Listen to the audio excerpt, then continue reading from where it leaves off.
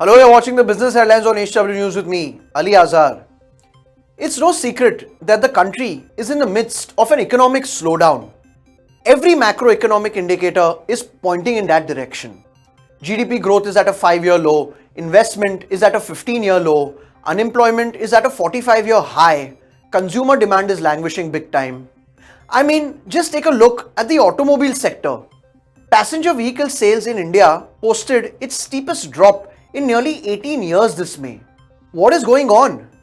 And to top it all off, the recent budget announcement on 5th July, which was supposed to take some drastic steps to boost investment and demand, failed to do so.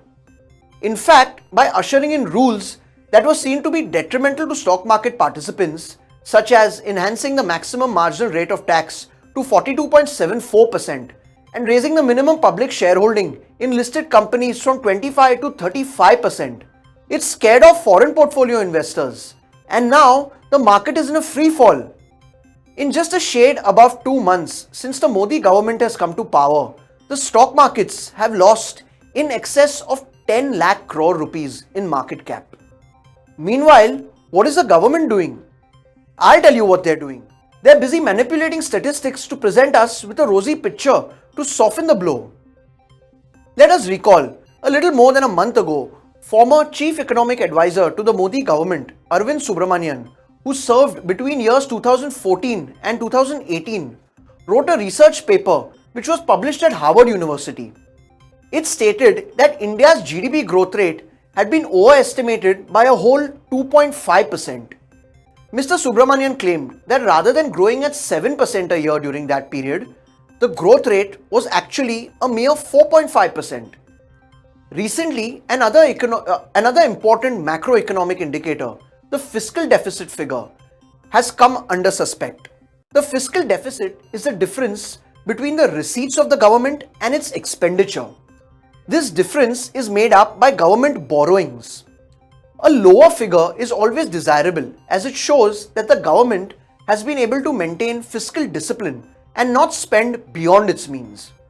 The budget, which was presented on July 5th, reported a fiscal deficit figure of 3.46% of GDP for the financial year 2017-18. However, the Comptroller and Auditor General, or the CAG, which is the authority set up to audit the receipts and expenditures of the government, has come out with a different set of findings. The government auditor, in a presentation just 3 days after the budget, on July 8th, made public its findings, which suggested that the central government's fiscal deficit figures may be considerably higher than those stated in the union budget and pegged it at 5.85 instead of 3.46 as declared.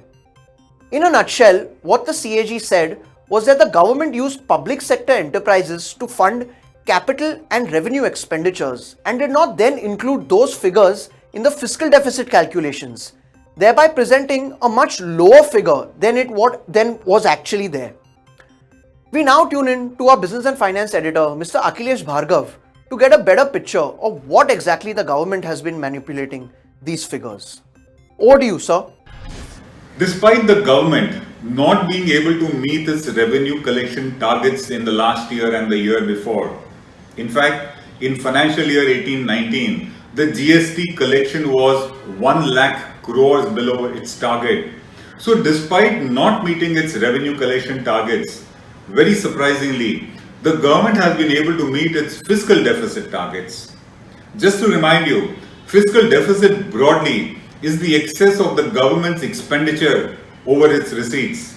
Now, if the receipts are falling short, why is the fiscal deficit not increasing? The answer lies in the fact that instead of the government spending and borrowing, it is making its other undertakings and PSUs do that. So, the Food Corporation of India borrows. It has borrowed over 1 lakh of crores from banks in order to pay the government's food subsidy bill. Thus, to that extent, the fiscal deficit of the government gets balanced. This has been done by NHAI, this has been done by Railways, this has been done by Indian Oil Corporation, it has been done by Food Corporation of India, wherein the government's expenditures are met by these PSUs by resorting to borrowings. In fact, the CAG estimates that if these borrowings, which were resorted to by PSUs, were added to the government's borrowings and expenditure, which is what it actually is, the fiscal deficit would be much higher. Thus, the CAG says that while for financial year 17-18, as per the government, the fiscal deficit was 3.46% of GDP, but the CAG says that if these borrowings, they call them off-budgetary borrowings, if these are added, then the actual fiscal deficit for that year is 5.85%, a jump of almost 2.5%. The government has been resorting to this kind of borrowings and expenditure, both in respect of revenue expenditure and in respect of its capital expenditure. The reality is that almost 0.96% of GDP is the amount the government has borrowed for meeting its revenue expenditure alone, and for capital expenditure it was 1.43%. The government seems to take this accusation very lightly and gives it a spin doctoring charge. A bureaucrat says that these borrowings were there, but they are not of the government. After all, they have been borrowings which these PSUs will pay out of their cash flows. We would really want to ask, which of these PSUs has ever had a positive cash flow to repay these borrowings? In fact, these borrowings have only increased year after year. So this is a very specious, untenable explanation.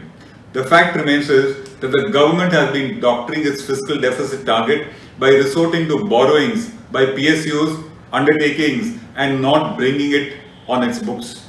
And this is expected to continue this year also.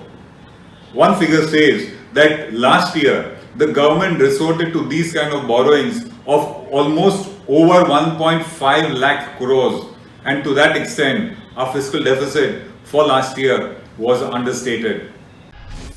After Prime Minister Narendra Modi's vision to make India a $5 trillion economy in the next few years, it was the turn of Uttar Pradesh Chief Minister Yogi Adityanath to lay out his vision for the state.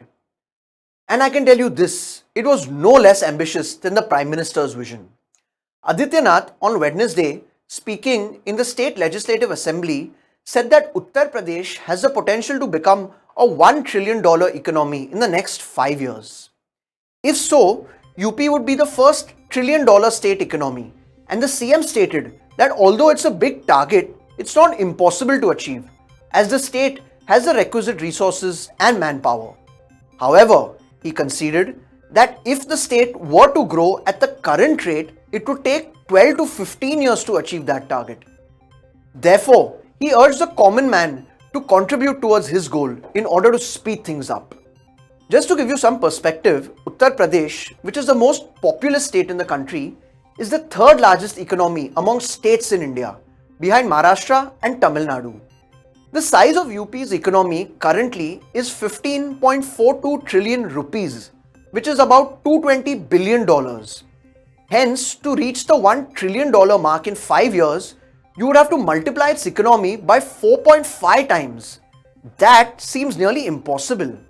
While it is good to have ambitious targets and work towards them in a constructive manner, we sometimes wonder what compulsion does the BJP have to depict such impracticable situations where their credibility is called into question. To prove his point, the Chief Minister said that tech giants such as Samsung and TCS, which were on the brink of winding up, have decided to stay back after his government came to power. Samsung has made an investment of 5,000 crore rupees. He further said that the state has already signed agreements in which projects worth 60,000 crores would be executed, and that the state would be holding another ceremony on July 28th, in which the foundation of projects worth 65,000 crores would be laid by Home Minister Amit Shah in the presence of top industrialists. Thank you for watching HW News. This is me signing off. Have a great day.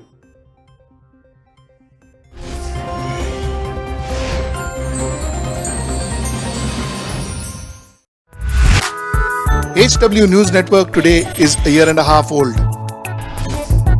Thanks to your support, thanks to your love, we've grown. We require your support a little more. What we request you to do is to download our free app. Our app is in Hindi, English and Marathi. We promise to update you with the latest news, views, analysis, interview. We also have a live TV going in that. If you download our app, we will get advertisers.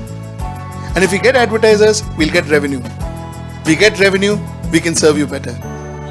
So once again, please do support us. Please download our app. Namaskar.